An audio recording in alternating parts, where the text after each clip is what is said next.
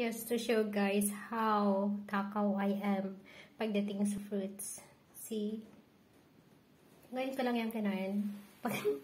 Pagkagaling sa palengke. And of course, dalawa yan, di ba guys? Ayan, isa na lang ngayon. Well, ganyan talaga dito sa Pinas. Ganyan lang kasimple. It's the weekend guys. Yan. Pagkasimple na lang tayo. Ganyan lang. Huwag na nating gawing komplikado ang buhay. So, maging masaya tayo. So, this is Tess, guys. It is simple living in Philippines. Yan.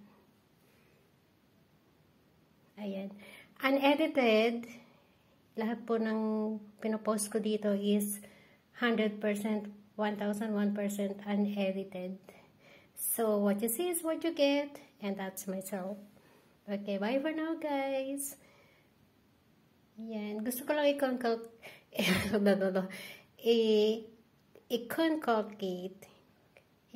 Ano yun? Culcated in your mind. Yan na lang. Past tense natin. Yan. Yung pagiging simple po is yan yung nagbibigay sa atin ng tunay na kaligayahan. So, huwag po natin gawing komplikado yung buhay. Guys, simple lang. But of course, behind that simplicity, of course, is you have to aspire.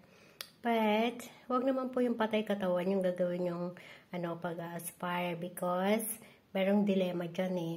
We don't know what tomorrow will bring, diba? So, kailangan marunong tayong maghanap buhay, mag-save, mag-enjoy.